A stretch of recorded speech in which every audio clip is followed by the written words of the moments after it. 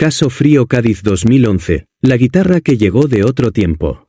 En el mundo de los luthiers de guitarra flamenca hay una costumbre que tiene siglos de tradición. Cada maestro firma el interior de sus instrumentos con una etiqueta que lleva su nombre, el lugar donde fue construida la guitarra y el número de serie que identifica de manera única cada pieza en la producción de ese taller. No es una firma en el sentido decorativo. Es un documento de identidad que permanece dentro del instrumento durante toda su vida, oculto bajo las cuerdas y la boca, visible solo para quien sabe dónde mirar y cómo iluminar el interior con una pequeña linterna. En el otoño de 2023, un músico de Buenos Aires llamado Rodrigo Casas entró en una tienda de instrumentos de segunda mano en el barrio de San Telmo buscando una guitarra que le sirviera para los ensayos de los jueves sin arriesgar su instrumento principal. Encontró una guitarra flamenca de madera oscura en un rincón de la tienda, la tocó, le gustó el sonido, negoció el precio y la compró por una cantidad razonable. Cuando llegó a casa se sentó a afinarla. Tomó la linterna del cajón de la cocina para revisar el interior, como hace cualquier músico que compra una guitarra de segunda mano y quiere saber qué tiene. Lo que iluminó la linterna en el interior de la caja de resonancia era una etiqueta. Estaba escrita a mano en la parte superior y en el centro tenía la impresión de un sello. Decía: Manuel Cortés Jiménez. Maestro luthier. Jerez de la Frontera. Guitarra número 347. Año, 2018. Rodrigo Casas no conocía ese nombre. Buscó en internet. Lo que encontró fue un artículo de un periódico de Cádiz de 2011 sobre la desaparición de un luthier llamado Manuel Cortés Jiménez, que había sido el mejor constructor de guitarras flamencas de su generación y que había desaparecido de Jerez de la Frontera el 3 de septiembre de 2011 sin dejar rastro. La guitarra que Rodrigo tenía en las manos llevaba la fecha de 2018. 7 años después de la desaparición. Bienvenido a Caso Frío. Si es la primera vez que estás aquí, suscríbete ahora porque lo que estás a punto de escuchar va a cambiar lo que crees saber sobre lo que puede hacer un maestro artesano cuando el mundo en que construyó su vida se quiebra y sobre lo que una guitarra puede decir cuando las palabras no son una opción. Esta es la historia de Manuel Cortés, de lo que ocurrió en Jerez de la Frontera en 2011, y de la guitarra que 12 años después llegó a Buenos Aires con su nombre dentro. Parte 1. Manuel. Manuel Cortés Jiménez nació en Jerez de la Frontera en 1955, el mayor de 6 hermanos en una familia de la zona de La Plazuela. Ese barrio del centro histórico de Jerez donde el flamenco no es una tradición que se preserva sino un estado natural del ambiente que se respira en las calles y en los patios y en las peñas que los vecinos frecuentan con la misma naturalidad con que van a comprar el pan. Su padre era herrero y su madre cosía en casa para las familias del barrio. No era una familia de músicos ni de artesanos del instrumento, pero vivir en La Plazuela en los años 60 y 70 significaba estar rodeado de música de una manera que no era exótica sino cotidiana, los cantaores que ensayaban con las ventanas abiertas, los guitarristas que tomaban café en los bares de la mañana antes de los ensayos de la tarde, el cante que salía de las casas a las horas que en otros barrios la gente veía la televisión. Manuel aprendió a querer la guitarra flamenca antes de aprender a tocarla. A los 10 años le habían regalado una guitarra de bajo precio que había durado 3 años antes de quedarse sin afinación suficiente para ser útil. A los 13 había empezado a aprender con un guitarrista del barrio. A los 16 había dejado de tocar para dedicarse a entender cómo funcionaba el instrumento desde dentro. El tránsito de músico a luthier no fue una decisión única sino un proceso que se fue imponiendo con la lógica de las vocaciones que se descubren en el ejercicio, que a Manuel le fascinaba más abrir una guitarra que tocarla, más entender por qué una caja de resonancia producía un sonido específico que reproducir ese sonido con las manos. Que las preguntas que le hacía a los guitarristas que conocía eran siempre sobre el instrumento y no sobre la técnica. A los 18 años había empezado a aprender el oficio de luthier con un maestro de Jerez que se llamaba Agustín Flores y que era, en ese momento, uno de los 3 o 4 constructores de guitarras flamencas en España cuyo trabajo era reconocido internacionalmente. Agustín era de la escuela de Paco de Lucía, que es lo que los aficionados al flamenco dicen cuando quieren decir que un luthier ha construido guitarras para el mejor guitarrista flamenco del mundo y que ese guitarrista ha elegido su trabajo entre todas las opciones disponibles. Manuel aprendió con Agustín durante 8 años. No el aprendizaje rápido de alguien que quiere saber lo suficiente para operar de manera independiente, sino el aprendizaje lento y total de alguien que entiende que en ese oficio lo que no se sabe con exactitud no se sabe. Las maderas, ¿cuáles funcionan para qué parte del instrumento? Cómo seleccionarlas por la veta y el peso y el sonido cuando se golpean con los nudillos antes de comprarlas. Las colas, ¿cuáles producen qué tipo de unión? ¿Cuáles resisten mejor la humedad? ¿Cuáles permiten desmontar el instrumento sin dañar la madera si hay que repararlo? Los barnices, ¿cuántas capas? ¿Con qué intervalos de secado? ¿Cómo lijar entre capas sin eliminar lo que la capa anterior había producido? Y el sonido, ¿qué era lo que el instrumento producía cuando todo lo anterior había sido hecho correctamente? ¿Qué era lo que no podía describirse en términos técnicos sin perder la parte esencial? ¿Qué era lo que un maestro luthier desarrolla después de años de escuchar sus propios instrumentos y de escuchar lo que los guitarristas hacen con ellos? Manuel abrió su propio taller en Jerez en 1981, cuando tenía 26 años. Lo llamó Taller Cortés y lo instaló en la planta baja de la casa familiar de La Plazuela, donde su madre siguió viviendo en los pisos superiores durante décadas más.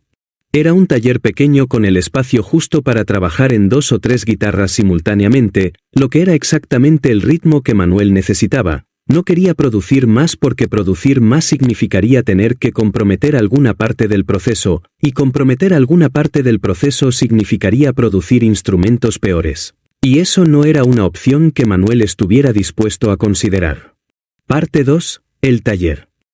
El taller de Manuel Cortés en la Plazuela de Jerez era uno de esos lugares que los guitarristas que lo visitaban describían invariablemente de la misma manera, que olía de una manera específica que no existía en ningún otro lugar del mundo. El olor del pino y del ciprés trabajados, de las colas de carpintero, del barniz de laca, todo mezclado con el polvo específico de la madera lijada y con el calor de la planta baja en verano que hacía que los olores se concentraran de una manera que en invierno no tenían. El proceso de construcción de una guitarra flamenca en el taller de Manuel duraba entre 3 y 5 meses por instrumento, dependiendo de la complejidad del trabajo y de las condiciones ambientales que afectaban al secado de la cola y del barniz. Manuel trabajaba solo, sin asistentes, porque había llegado a la conclusión después de intentarlo de otra manera que cualquier mano que no fuera la suya introducía variables que él no podía controlar y que en la acumulación de muchas variables pequeñas producían un resultado diferente al que quería producir. Las guitarras que salían de ese taller se numeraban consecutivamente desde el número 1, que Manuel había construido en 1981. Y que seguía en manos del guitarrista jerezano que la había comprado ese año y que en los reportajes que periódicamente hacían sobre Manuel aparecía como evidencia de que los instrumentos de ese taller duraban décadas sin perder sus propiedades. Cuando Manuel desapareció en 2011, el último número de serie registrado en el libro del taller era el 341. 30 años de trabajo. Una guitarra al mes en promedio, aunque el ritmo real había variado significativamente. Algunos años había producido 8 o 9 instrumentos y otros había producido 15 o 16 dependiendo de la demanda y de si había tenido algún periodo de dificultades técnicas con alguna madera en particular que le hubiera obligado a retrasar el proceso.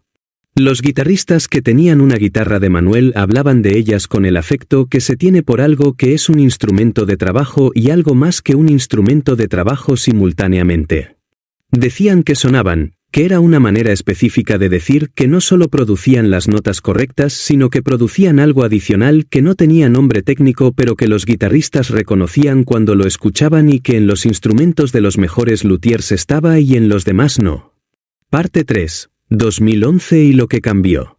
Los años anteriores a la desaparición de Manuel, específicamente el periodo entre 2008 y 2011, habían sido para el taller Cortés un periodo de dificultades que los amigos de Manuel describían con el tipo de circunlocución que se usa cuando el problema es real pero su naturaleza exacta es difícil de articular.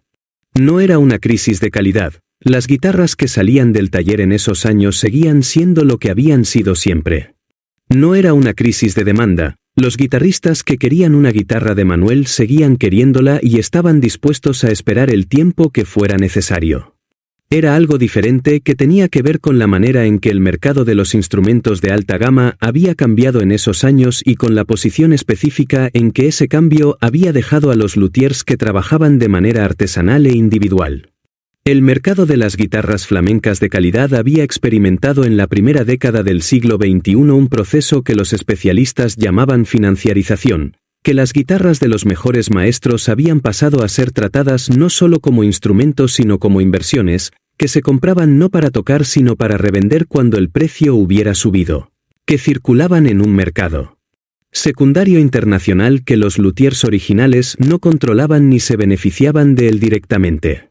Lo que eso significaba en la práctica para Manuel era que los instrumentos que él construía por un precio que reflejaba el valor de su trabajo y de los materiales aparecían semanas o meses después en el mercado internacional a precios que podían triplicar o cuadruplicar lo que él había cobrado, con intermediarios que se llevaban esa diferencia y que en ningún caso compartían ninguna parte de ella con quien había hecho el instrumento.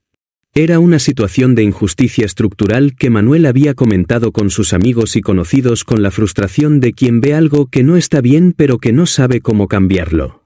Que había personas comprando sus guitarras no para tocarlas sino para guardarlas y revenderlas con beneficio. Que ese mercado especulativo estaba cambiando el tipo de persona que podía acceder a sus instrumentos. Que los guitarristas que necesitaban una guitarra de verdad para tocar de verdad cada vez tenían más dificultades para pagarla porque el precio estaba siendo empujado al alza por compradores que la veían como activo financiero. En 2009 había intentado poner condiciones a las ventas que limitaran la reventa especulativa. Las condiciones eran difíciles de hacer cumplir y habían generado fricciones con algunos compradores que consideraban que una vez que habían comprado un instrumento tenían el derecho de hacer con él lo que quisieran.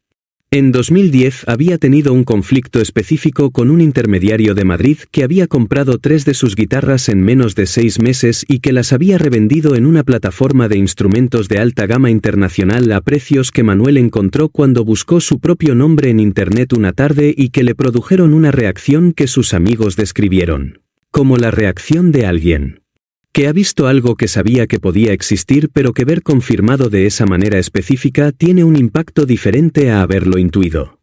El conflicto con el intermediario de Madrid había terminado sin resolución formal pero había dejado en Manuel algo que sus conocidos del taller describían como un desengaño que no era solo sobre ese intermediario concreto sino sobre la estructura del mercado en que su trabajo existía. En 2011, en los meses anteriores a su desaparición, Manuel había tenido con varios de sus amigos conversaciones que en retrospectiva tenían un peso diferente al que habían tenido en el momento, sobre si tenía sentido seguir haciendo el trabajo en las condiciones en que lo hacía. Sobre si había maneras de hacer lo mismo sin estar en el sistema que lo hacía posible pero que también lo comprometía. Sobre qué significaba para él el taller y qué significaba sin el taller.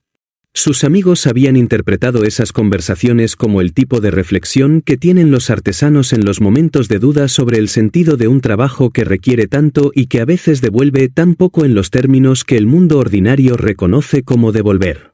Con la perspectiva que dan los 12 años transcurridos, esas conversaciones tenían otro significado posible. Parte 4. El 3 de septiembre. El 3 de septiembre de 2011 era un sábado. Manuel había estado en el taller esa mañana, lo que era habitual. Los sábados por la mañana eran tiempo de trabajo sin interrupciones porque la plazuela estaba más tranquila que en los días laborables y porque el teléfono sonaba menos. Había estado trabajando en la guitarra 342, que estaba en la fase de barnizado y que requería en ese momento la atención específica de quien espera entre capas. Su vecino del taller de carpintería del otro lado de la calle lo había visto cerrando el taller aproximadamente a la 1 de la tarde. Le había saludado desde la acera. Manuel había devuelto el saludo. Nada inusual en el intercambio según el vecino, que lo describió después como el mismo saludo de siempre, tranquilo, sin nada que llamara la atención. Su madre, que vivía en el piso de arriba y que a los 82 años seguía siendo parte del ritmo del edificio, le había escuchado subir por la escalera después de cerrar el taller.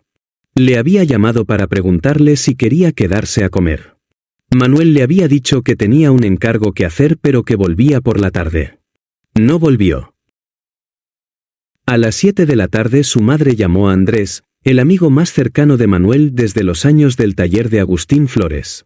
Andrés fue al piso de la plazuela, encontró a la madre tranquila pero preocupada, llamó al teléfono de Manuel que sonó en la habitación del piso sin que nadie lo cogiera, y a las 9 de la noche llamó a la Policía Nacional. El taller fue revisado esa noche por los agentes. Estaba cerrado correctamente. Las herramientas en su lugar. La guitarra 342 en su soporte con la última capa de barniz aplicada. El libro del taller abierto en la última entrada, que era la anotación de la mañana sobre el trabajo realizado. No había nota. No había señal de preparación para irse.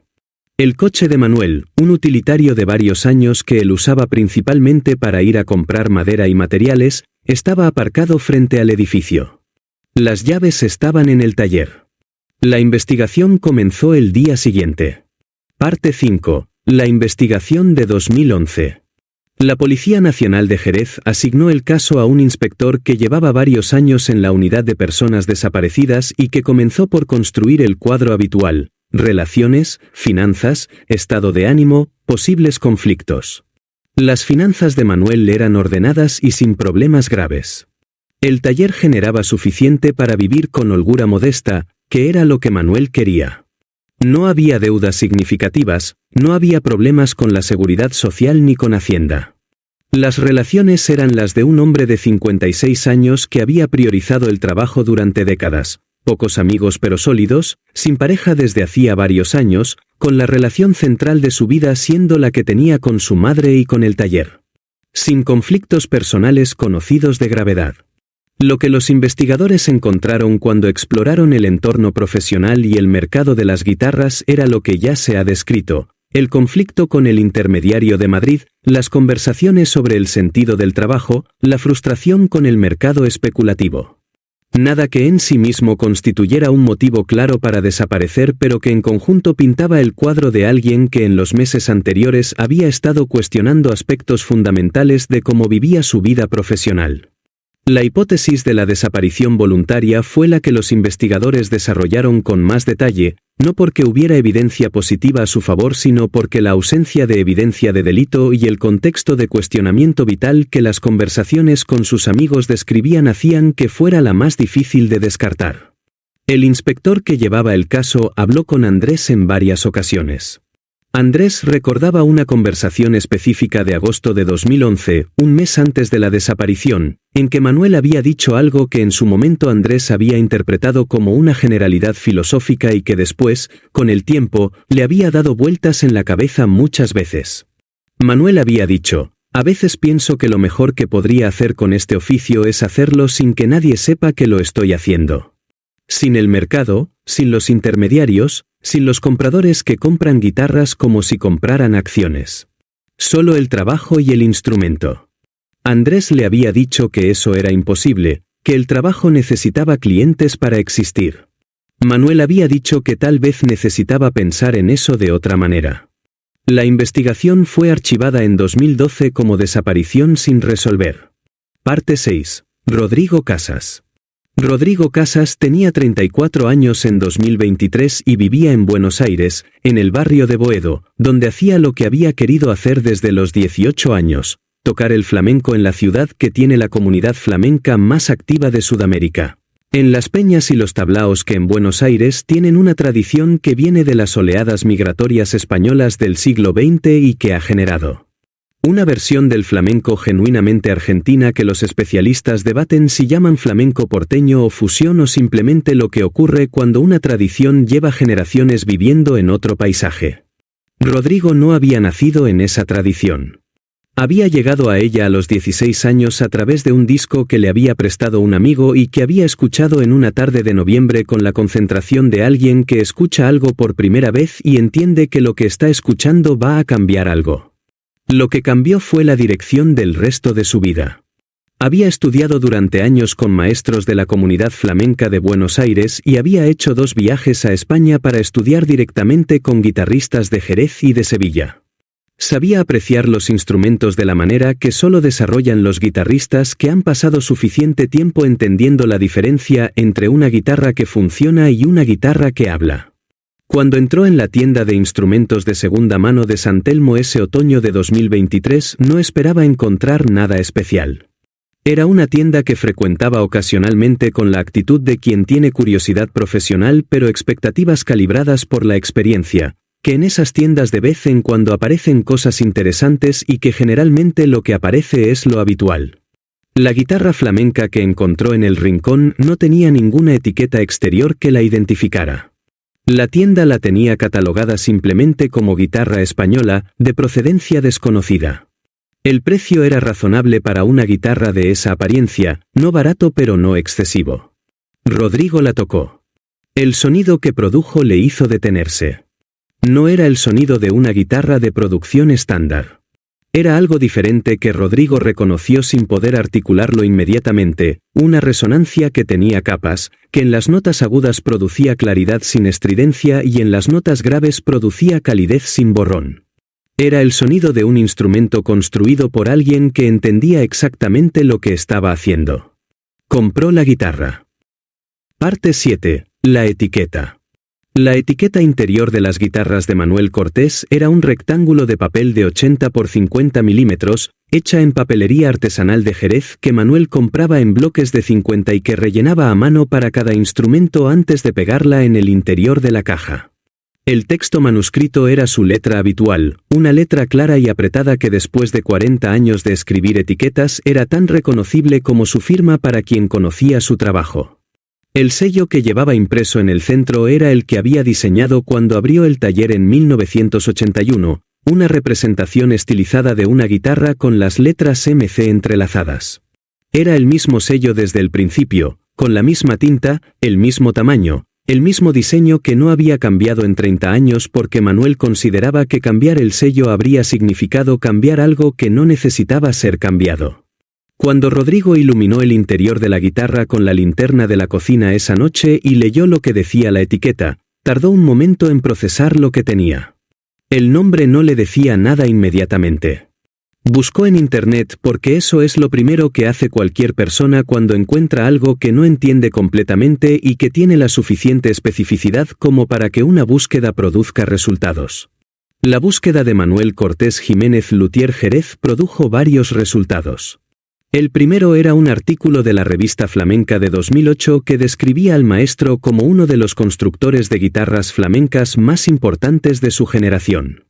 El segundo era una referencia en una página de lutería especializada que citaba su trabajo junto al de otros maestros andaluces del periodo. El tercero era un artículo de El Diario de Jerez de septiembre de 2011. El artículo de 2011 decía: desaparece sin dejar rastro el maestro luthier Manuel Cortés, referente de la guitarra flamenca jerezana. Rodrigo leyó el artículo. Luego miró la guitarra que tenía en las manos. Luego leyó la etiqueta de nuevo. El año que ponía en la etiqueta era 2018. 7 años después de la desaparición. La guitarra número 347. La última que Manuel había registrado antes de desaparecer era la 341.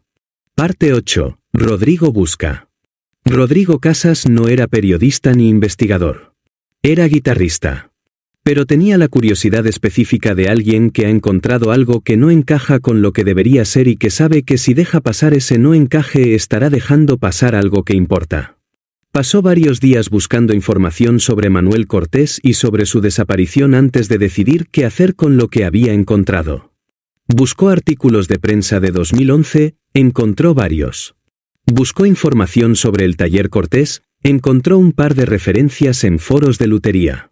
Buscó si había habido alguna novedad en el caso después de 2012, no encontró nada. Luego buscó información sobre la procedencia de la guitarra. El propietario de la tienda de San Telmo se llamaba Jorge, un hombre de unos 50 años que llevaba la tienda desde hacía 15 y que tenía la memoria que tienen los buenos vendedores de instrumentos de segunda mano, que recuerdan más o menos de dónde viene cada cosa aunque no siempre en el nivel de detalle que alguien que investiga necesitaría. Jorge recordaba la guitarra. Le había llegado como parte de un lote de 4 instrumentos que había comprado en bloque a un vendedor particular que se había identificado solo con un nombre de pila, Sebastián, y que había dicho que estaba vendiendo instrumentos de un familiar que ya no los necesitaba. El precio del lote había sido razonable, Jorge lo había comprado sin hacer preguntas adicionales porque así funciona ese mercado. Sebastián había llegado con los instrumentos en un coche con matrícula uruguaya. Había pagado en efectivo. No había dejado ningún dato de contacto. Rodrigo le preguntó a Jorge si recordaba cómo era ese hombre. Jorge dijo que era mayor, de unos 60 años tal vez, con aspecto de artesano más que de músico. Que hablaba castellano sin acento argentino. Que no había dicho mucho. Parte 9. La llamada a Jerez. Rodrigo encontró el número de teléfono del taller Cortés en una referencia antigua de un foro de lutería. Llamó sin saber si ese número seguía siendo operativo o si alguien respondería si lo era. Respondió una mujer mayor. Era la madre de Manuel, que en 2023 tenía 94 años y que seguía viviendo en el piso de arriba del taller cerrado. Rodrigo se presentó, explicó quién era y qué había encontrado. Hubo un silencio largo al otro lado del teléfono. Luego la madre de Manuel dijo, ¿qué número lleva la etiqueta? Rodrigo dijo, 347. Otro silencio. La madre dijo, el último que registró antes de irse era el 341. El siguiente debería ser el 420 y tantos si hubiera seguido al mismo ritmo. Si la etiqueta dice 347, es que siguió numerándolas desde donde lo dejó pero produciendo mucho menos de lo que habría producido aquí. Rodrigo tardó un momento en entender lo que la madre estaba diciendo. Dijo, ¿usted cree que la hizo él? La madre dijo, ¿usted ha tocado la guitarra? Rodrigo dijo que sí. La madre dijo, ¿y cómo suena? Rodrigo dijo que era la mejor guitarra que había tenido en las manos en su vida. La madre estuvo en silencio de nuevo. Luego dijo, entonces la hizo él. Parte 10. Andrés. Rodrigo llamó también a Andrés, cuyo nombre y teléfono le había dado la madre de Manuel. Andrés tenía 68 años en 2023 y seguía viviendo en Jerez, donde había tenido un pequeño negocio de reparación de instrumentos durante décadas. La llamada de Rodrigo lo pilló en el taller, un martes por la tarde. Andrés escuchó lo que el guitarrista argentino le contaba con la concentración de alguien que ha esperado 12 años a que ocurriera algo y que cuando ocurre necesita procesar cuidadosamente para asegurarse de que está entendiendo correctamente. Luego le hizo preguntas técnicas sobre la guitarra, las maderas, la forma del mástil, los detalles del trabajo interior que Rodrigo podía ver con la linterna. Cada respuesta de Rodrigo producía en Andrés un silencio breve seguido de un comentario que era simultáneamente verificación y reconocimiento. Al final de la conversación Andrés dijo, «Es suya. No tengo ninguna duda». Rodrigo le preguntó qué debía hacer. Andrés dijo que lo pensara. Que cualquier cosa que Rodrigo hiciera públicamente iba a llegar a Manuel si Manuel seguía en algún lugar donde se pudiera acceder a esa información. Que quizás eso era exactamente lo que hacía falta. Luego Andrés dijo algo que Rodrigo recordó con exactitud en la entrevista que concedió meses después a un periodista de El Diario de Jerez, que Manuel había dicho una vez que si una guitarra suena bien en manos de alguien que la toca de verdad, esa guitarra ha cumplido su propósito independientemente de todo lo demás. Que eso era lo único que importaba en el trabajo. Que la guitarra que Rodrigo había comprado en San Telmo había cumplido su propósito. Parte 11. El reportaje. Rodrigo Casas escribió sobre lo que había encontrado en una red social donde tenía seguidores de la comunidad flamenca de Buenos Aires y de otros países hispanohablantes. No era un reportaje de investigación sino la descripción directa de lo que había ocurrido, que había comprado una guitarra en San Telmo, que había encontrado una etiqueta interior con la firma de un luthier desaparecido hace 12 años, y que la guitarra llevaba la fecha de 2018. La publicación tuvo una difusión que Rodrigo no había anticipado. Fue compartida por guitarristas flamencos de Argentina, España, México, Estados Unidos. Fue recogida por un blog especializado en lutería flamenca que tenía lectores en toda Europa. Fue citada por un periodista del Diario de Jerez que hizo contacto con Rodrigo y que publicó una versión más desarrollada de la historia en el periódico. La familia de Manuel, que era principalmente la madre y una hermana que vivía en Sevilla, tomó conocimiento de la historia a través del artículo del Diario de Jerez. La hermana llamó a la madre para contárselo. La madre dijo que ya lo sabía porque el guitarrista argentino le había llamado. La hermana llamó también a la Policía Nacional de Jerez para notificar el hallazgo y pedir que el expediente de la desaparición de Manuel fuera revisado a la luz de la nueva información. Parte 12. La guitarra número 347. Lo que los especialistas que examinaron la guitarra en los meses siguientes al reportaje establecieron fue suficientemente sólido para que la discusión sobre si era auténtica quedara resuelta rápidamente. El examen fue realizado por dos luthiers que conocían el trabajo de Manuel. Uno era un discípulo indirecto de Manuel que había estudiado con un maestro que había estudiado con Agustín Flores, y el otro era un coleccionista de Madrid que tenía 4 guitarras de Manuel en su colección y que las conocía con la profundidad de quien ha estudiado un objeto durante años. Ambos coincidieron en que la guitarra era auténtica. Las maderas eran coherentes con las que Manuel había usado habitualmente, tapa de abeto europeo y fondo de ciprés en las proporciones específicas que él prefería para las guitarras flamencas de sonido más percusivo. Las uniones interiores tenían el tratamiento que Manuel había desarrollado en los años de trabajo con Agustín y que era específico de él. El perfil del mástil tenía las dimensiones que los guitarristas que habían tocado guitarras de Manuel reconocían como características.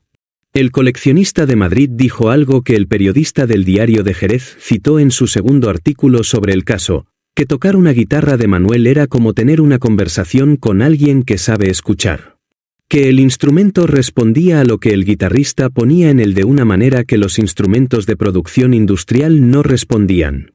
Que eso no era romantización sino descripción técnica de cómo la construcción artesanal producía un instrumento que se ajustaba dinámicamente a la manera de tocar de quien lo tocaba de una manera que los instrumentos construidos con tolerancias de producción no podían replicar. La guitarra era auténtica. Era de Manuel. Y tenía la fecha de 2018. Parte 13. La investigación de 2023. La Policía Nacional de Jerez reabrió el expediente de la desaparición de Manuel Cortés en noviembre de 2023, con la información de Rodrigo Casas y el análisis de los especialistas como punto de partida. La reapertura tenía un punto de partida radicalmente diferente al de la investigación original de 2011. No era la búsqueda de alguien que había desaparecido en circunstancias desconocidas, sino la investigación de alguien que, si la guitarra era auténtica, había seguido vivo y trabajando durante al menos 7 años después de su desaparición. En algún lugar fuera de España. El rastro del hombre que había vendido los instrumentos en la tienda de San Telmo era el primer objetivo. Jorge, el propietario de la tienda, colaboró con la Policía Nacional Argentina que coordinó con la española, dio todo lo que recordaba sobre Sebastián, que no era mucho pero incluía la descripción física y el dato de la matrícula uruguaya. Los registros de entrada en Argentina de ciudadanos españoles mayores de 50 años durante el periodo en que Sebastián había aparecido con los instrumentos fueron revisados sin producir resultados inmediatos concluyentes. La segunda línea era el rastro de las guitarras en sí. Si Manuel había construido al menos 6 guitarras después de la 341 que era la última registrada en el libro del taller, y si la 347 había aparecido en Buenos Aires, las otras 5 podían estar en algún lugar. Los foros de lutería internacionales fueron consultados para establecer si había aparecido en el mercado alguna guitarra con etiqueta de Manuel Cortés y fecha posterior a 2011.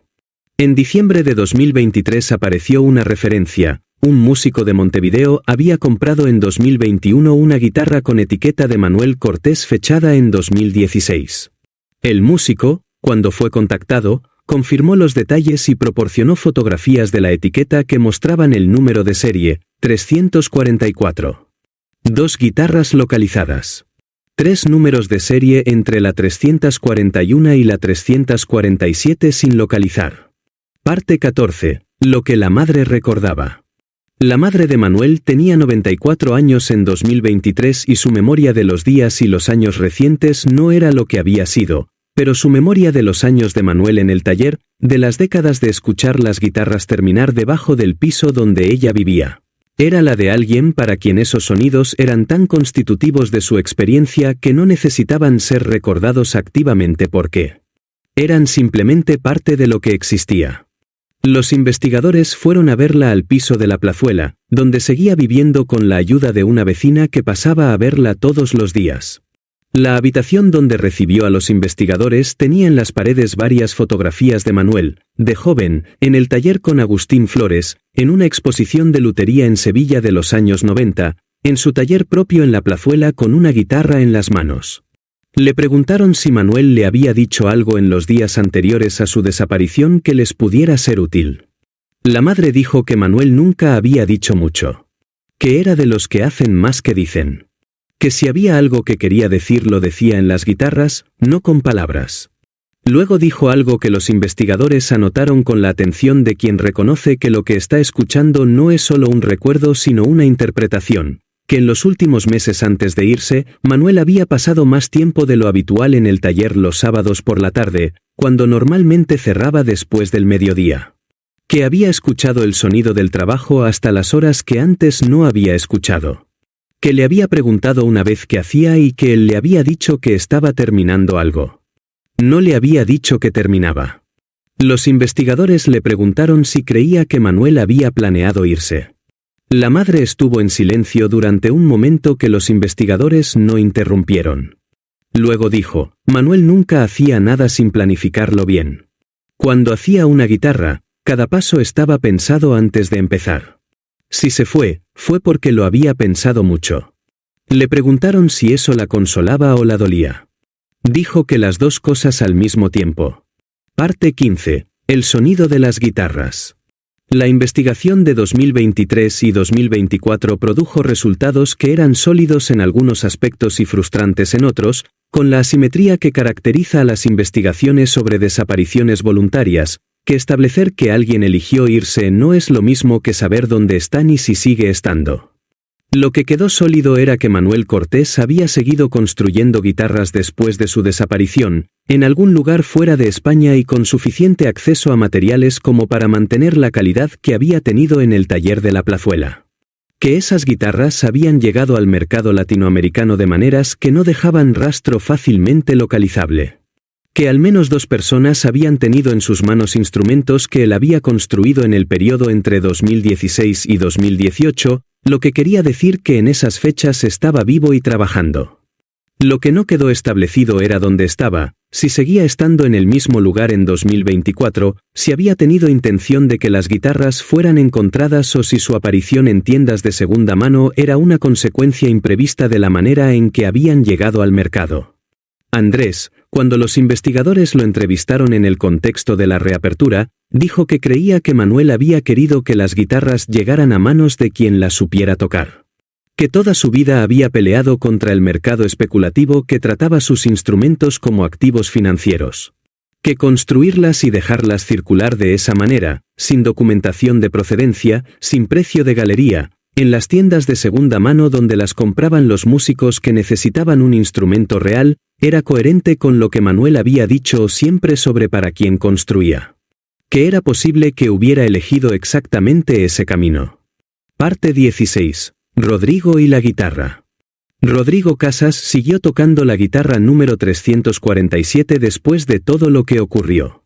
Después de la publicación en redes sociales que en 48 horas había llegado a guitarristas de 10 países. Después de los artículos de prensa en el Diario de Jerez y en la Revista Flamenca y en un par de medios generalistas argentinos que habían encontrado en la historia la combinación de misterio y artesanía y música que en ese formato funciona bien. Después de las conversaciones con la familia de Manuel y con Andrés y con los investigadores de la Policía Nacional que habían venido a Buenos Aires para ver el instrumento.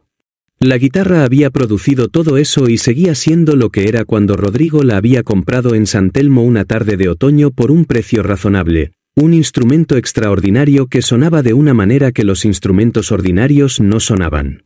No había cambiado por ser famosa, que es la prueba más directa de que lo que tenía era real y no proyectado. Rodrigo la había tocado la noche de la compra sin saber quién la había construido ni qué historia cargaba, y había sonado de la misma manera que sonaba ahora que sabía todo lo que sabía. El conocimiento de quien la había hecho no había añadido nada al sonido. Solo había añadido el peso de lo que ese sonido representaba, el trabajo de un hombre que había elegido seguir haciendo exactamente ese trabajo en condiciones de invisibilidad durante al menos 7 años después de desaparecer, y que ese trabajo seguía siendo inconfundiblemente él. En los meses que siguieron al reportaje, Rodrigo fue contactado por guitarristas de varios países que habían leído la historia y que querían escuchar la guitarra. No como curiosidad museística, sino como curiosidad musical. Querían saber si el instrumento era lo que se decía que era, si el sonido justificaba la historia, si había algo en el que correspondiera a la reputación del maestro que lo había construido. Rodrigo organizó en Buenos Aires una sesión de escucha en la Peña Flamenca del barrio de San Cristóbal donde frecuentaba. Un local pequeño en la planta baja de un edificio de los años 40 que tenía las paredes llenas de fotografías de guitarristas y cantaores y que los martes por la noche reunía a la gente de la comunidad flamenca porteña con la informalidad de los lugares donde la música ocurre porque la música necesita ocurrir y ese es el lugar donde ocurre, no porque alguien haya decidido institucionalizarla. La sesión duró aproximadamente 2 horas. Rodrigo tocó la guitarra durante la primera hora, con el repertorio que él manejaba mejor, soleares, bulerías, una rondeña que había aprendido de un maestro sevillano durante su segundo viaje a España y que en esa guitarra producía en la gama media una resonancia que en su instrumento principal él no había conseguido igual. En la segunda hora varios de los guitarristas presentes tocaron también, porque ese es el tipo de sesión en que la guitarra pasa de mano en mano con el permiso que da la confianza mutua entre músicos que se conocen bien. Lo que ocurrió en esa sesión, según las personas que estuvieron presentes y que lo describieron en los días siguientes en redes sociales y en los foros de lutería donde la historia seguía circulando, era lo que Rodrigo ya sabía desde la noche que la compró pero que era difícil de transmitir en palabras y que en manos de otros guitarristas se confirmaba de manera que iba más allá de su experiencia personal, que la guitarra producía un sonido que el que tocaba sentía en las manos de una manera diferente a los instrumentos convencionales. No era solo el sonido como fenómeno acústico medible. Era la relación entre el sonido y la mano que lo producía, que en los instrumentos de producción estándar tiende a ser lineal, que es decir que el sonido producido es proporcional a la fuerza y la técnica aplicadas, y que en la guitarra número 347 era algo diferente. Que el instrumento parecía capturar no solo la fuerza y la técnica, sino la intención detrás de la fuerza y la técnica, y devolver algo que correspondía a esa intención de maneras que no siempre eran predecibles pero que siempre eran musicalmente coherentes. Que la resonancia de la caja llegaba a través del instrumento al cuerpo del intérprete de una manera que los guitarristas presentes describían con distintas palabras, que algunos decían que era el instrumento que respondía y otros que era el instrumento que hablaba primero y otros que era el instrumento que completaba lo que el guitarrista había empezado sin terminar. Pero que todas esas descripciones diferentes apuntaban a lo mismo, que era un instrumento que hacía el trabajo con el guitarrista en lugar de limitarse a responder al guitarrista. Que había algo en el que era activo en lugar de pasivo. Que tocarlo era una colaboración. Rodrigo dijo en esa sesión algo que alguien grabó en el teléfono y que circuló en las redes de la comunidad flamenca durante los días siguientes con la velocidad que tienen los vídeos que dicen algo que mucha gente había sentido pero que nadie había formulado exactamente de esa manera. Que tocar esa guitarra le hacía sentir que había alguien al otro lado del instrumento que estaba escuchándolo. Que él ponía en él y respondiendo. Que esa sensación no era mística ni sentimental ni relacionada con el conocimiento de quien la había construido o bajo qué circunstancias. Que era técnica, que era el resultado de décadas de conocimiento sobre cómo una caja de resonancia puede ser construida de manera que amplifique no solo el sonido en el sentido de hacerlo más fuerte sino la intención del sonido, la dirección que el músico quiere dar a una nota antes de producirla. De manera que el instrumento y el intérprete estén moviéndose en la misma dirección en lugar de que el intérprete empuje el instrumento.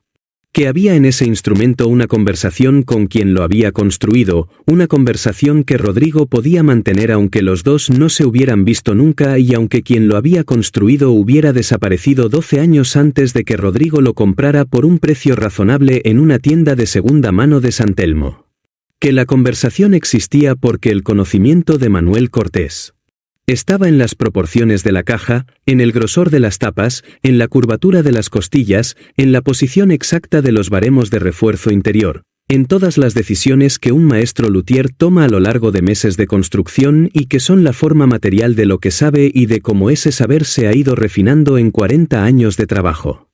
Que una guitarra es una conversación congelada que se descongela cuando alguien la toca.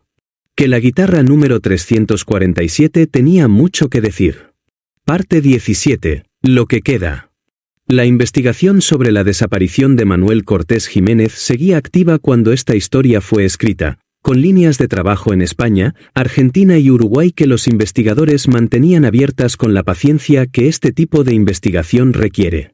La paciencia de quien sabe que en los casos de desaparición voluntaria la resolución no suele llegar porque la investigación llegue a la persona sino porque la persona, en algún momento y por razones que la investigación no siempre puede anticipar, decide que es momento de reaparecer o de hacer algo que permita ser encontrado. Las líneas de trabajo eran específicas y concretas. En España, la búsqueda de información entre los proveedores de maderas y materiales de lutería que pudieran haber tenido clientes anónimos con el perfil de consumo de alguien que construye guitarras flamencas de alta gama sin tener una operación declarada. En Argentina y Uruguay, el seguimiento del rastro del hombre que había vendido los instrumentos en San Telmo y la búsqueda de más guitarras con etiquetas de Manuel en el mercado latinoamericano de instrumentos de segunda mano. En Europa, la consulta con redes académicas de lutería sobre si había aparecido en el circuito internacional algún instrumento anónimo con las características técnicas del trabajo de Manuel. Los investigadores mantenían esas líneas con la conciencia de que en este tipo de casos la resolución completa depende con frecuencia de factores que están fuera del control de la investigación, factores que tienen que ver con las decisiones de la persona buscada y no con la calidad del trabajo de búsqueda. Que la persona encuentre razones propias para comunicarse. Que alguien que la conoce en su vida actual decida que hay algo que la investigación debería saber. Que una nueva guitarra aparezca en algún lugar con información suficientemente específica sobre su origen como para permitir trazar una ruta. La madre de Manuel seguía viviendo en el piso de arriba del taller cerrado en la plazuela de Jerez, en las habitaciones donde había vivido toda su vida adulta. Primero con su marido y luego sola y luego con la ayuda de la vecina que pasaba todos los días y que con los años se había convertido en una presencia tan regular que la distinción entre ayuda y compañía había dejado de tener bordes definidos. Tenía 94 años. La memoria de los detalles recientes era la que tiene la memoria a esa edad, que es la que necesita más ayuda que la memoria de los años importantes. Pero la memoria de Manuel en el taller, de los sonidos de la planta baja que habían sido el sonido de fondo de su vida durante 4 décadas, esa era precisa y completa. La vecina que la ayudaba decía que algunos días la escuchaba bajar al taller vacío, que se quedaba dentro un rato, 10 minutos o 20, y que luego volvía a subir. Que nunca le había preguntado qué hacía allí porque había cosas que en los barrios de Jerez no se preguntan porque la respuesta ya se sabe aunque no se diga. La respuesta en este caso era que la madre de Manuel bajaba al taller para estar en el espacio donde Manuel había estado, para respirar el aire que todavía olía levemente a la madera y a la cola de los años de trabajo aunque el taller llevara 13 años cerrado. Para escuchar el silencio de un lugar que durante 40 años había tenido el sonido específico de alguien trabajando la madera. Que eso era lo que hacía. Y que eso era suficiente razón para hacerlo. Andrés pasaba por la plazuela una vez a la semana, los martes por la tarde. Subía al piso, llamaba al timbre que sonaba en toda la casa, esperaba a que la vecina o la propia madre le abriera. Se sentaban en la cocina. Tomaban café. Hablaban de Manuel de la manera en que hablan de los ausentes las personas que comparten esa ausencia y que han tenido suficiente tiempo para desarrollar juntas los rituales que hacen que la ausencia sea habitable, mencionándolo con naturalidad, sin circunloquios, sin la precaución de quien no está seguro de si nombrar al ausente producirá dolor o alivio en quien escucha. Porque con el tiempo suficiente y con la confianza suficiente esa precaución deja de ser necesaria porque ambas partes saben que nombrar es mejor que no nombrar. Hablaban de Manuel y del taller y de las guitarras que había construido y de los guitarristas que las habían tenido y de los que todavía las tenían y ahora de las que habían aparecido en Montevideo y en Buenos Aires. Hablaban de eso sin que ninguno de los dos dijera explícitamente que lo que esas guitarras significaban era que Manuel había seguido siendo Manuel en algún lugar que no era la plazuela, que el hombre que se había ido seguía siendo el hombre que se había ido en todo lo que importaba. No necesitaban decirlo explícitamente. Lo sabían los dos y la presencia de ese saber en la conversación era suficiente. La guitarra número 347 seguía en Buenos Aires, en el piso de Rodrigo Casas en el barrio de Boedo, en el soporte de madera junto a la ventana donde los guitarristas de esa ciudad a veces guardan sus instrumentos porque la humedad de Buenos Aires hace que el interior de los estuches no siempre sea el mejor lugar para una guitarra de madera viva. Era el instrumento que Rodrigo usaba para tocar, su instrumento principal desde los primeros días en que la había tenido, no el que guardaba para las ocasiones especiales ni el que exhibía como objeto significativo. Esa distinción era deliberada y Rodrigo la había formulado de manera explícita cuando los periodistas y los aficionados le preguntaban qué pensaba hacer con ella. Había decidido que la guitarra había sido hecha para sonar. Que guardarla, preservarla como reliquia, tratarla como objeto de museo en lugar de instrumento de música, significaría traicionar el propósito para el que había sido construida, que era exactamente el propósito que Manuel había elegido cuando se fue y cuando siguió construyendo desde algún lugar anónimo. Que sus guitarras llegaran a manos de músicos que las tocaran de verdad, no de coleccionistas. Que las guardaran como inversión.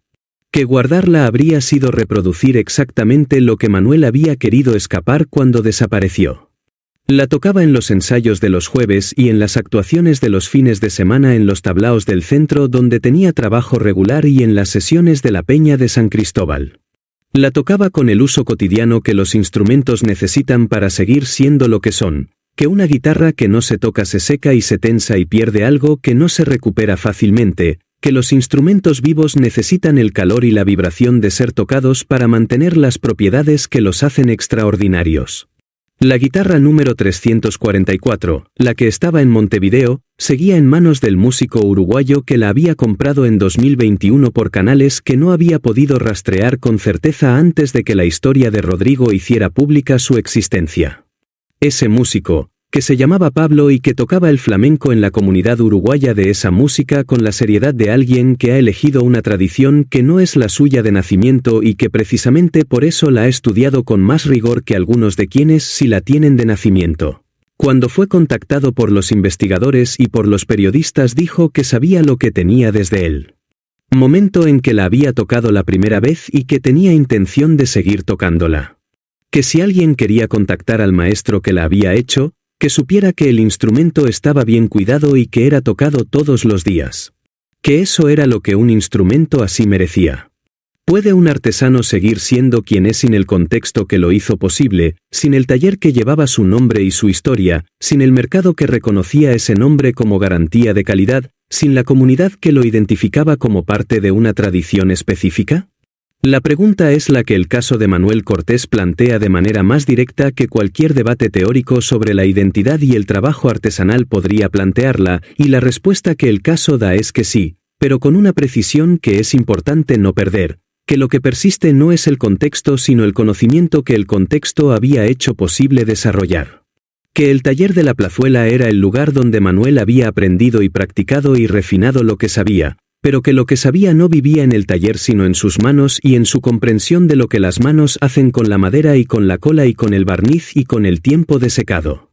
Que los manuales de gestión de la artesanía no formulan esa respuesta de esa manera porque asumen que el artesano y su contexto son indisociables, que el taller y el nombre y el mercado son parte de lo que produce la calidad además del conocimiento técnico.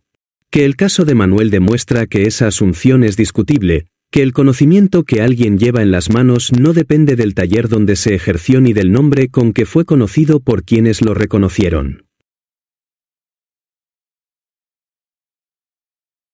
Que una guitarra construida en el anonimato en algún lugar de Sudamérica con el mismo conocimiento con que fue construida en la Plazuela de Jerez es la misma guitarra, tiene el mismo sonido, hace la misma conversación con quien la toca. Que lo que Manuel había dicho que quería, en las conversaciones con Andrés y con otros amigos del periodo anterior a la desaparición, había resultado ser posible de una manera que ninguno de los que lo escuchaban decirlo había creído completamente que fuera posible. Que hacer el trabajo sin que el mercado lo mediara, sin los intermediarios que se beneficiaban de la diferencia entre lo que él cobraba y lo que ellos revendían, sin los compradores que compraban guitarras como si compraran acciones, era posible si se aceptaba el precio de esa posibilidad. Y el precio era la invisibilidad. La renuncia al nombre, al reconocimiento, a la pertenencia a una tradición identificable, a la continuidad con lo que había sido durante 40 años. Que las guitarras que producía esa invisibilidad seguían llegando a manos de músicos que las tocaban de verdad, que era exactamente lo que Manuel había querido. Que el sistema de distribución que había elegido, las tiendas de segunda mano latinoamericanas, el hombre que vendía los instrumentos en efectivo con matrículas uruguayas, era exactamente el tipo de circulación que llevaba los instrumentos a los músicos sin pasar por el mercado especulativo que él había querido eludir. Que era un sistema imperfecto que no garantizaba que las guitarras llegaran a las mejores manos, sino que aumentaba la probabilidad de que llegaran a manos que las usarían como instrumentos en lugar de como activos. Las guitarras están. El número 344 en Montevideo, en el piso de Pablo que la toca todos los días. El número 347 en Buenos Aires, en el soporte junto a la ventana del piso de Rodrigo en el barrio de Boedo, tocada en los ensayos de los jueves y en las actuaciones de los fines de semana y en las sesiones de San Cristóbal. Los números entre medias, el 342, el 343, el 345, el 346, en algún lugar del mundo donde alguien las toca sin saber todavía que son lo que son. O donde esperan en algún rincón de alguna tienda ser encontradas por alguien que las toque y escuche en ellas lo que Rodrigo escuchó en San Telmo. Los números después del 347 en instrumentos que Manuel había construido después de 2018, si había seguido construyendo, que no había manera de saber pero que la lógica de todo lo anterior sugería como posible. Manuel Cortés, donde esté en el momento en que esta historia fue escrita, sigue siendo lo que siempre fue desde los 18 años en que empezó a aprender con Agustín Flores en Jerez. Alguien que construye guitarras flamencas de la mejor manera que sabe construirlas. Las circunstancias en que lo hace son radicalmente diferentes a las circunstancias del taller de la Plazuela. El conocimiento con que lo hace no es diferente en nada esencial. Eso es lo que las guitarras dicen a quien las toca, con la elocuencia específica de los objetos bien hechos que no necesitan palabras para decir lo que son. Eso es todo lo que las guitarras pueden decir. Que es bastante. Si esta historia te ha llegado, si en algún momento has pensado en lo que significa hacer el trabajo que uno sabe hacer cuando el sistema en que ese trabajo existe deja de ser el sistema que uno quiere, y en lo que uno está dispuesto a perder para seguir siendo quien es en lo que más importa, suscríbete ahora y activa la campanita. Cada semana traemos un caso nuevo, una historia nueva, una verdad que alguien eligió decir de la única manera que podía decirla. Y cuéntanos en los comentarios, ¿crees que Manuel tomó la decisión correcta? ¿Y si tuvieras en tus manos una guitarra firmada por alguien que desapareció hace 12 años, qué harías? ¿La guardarías o la tocarías? Nos vemos en el próximo caso. Este contenido es una historia de ficción inspirada en dinámicas reales de casos sin resolver en España. Los personajes, nombres y eventos son ficticios.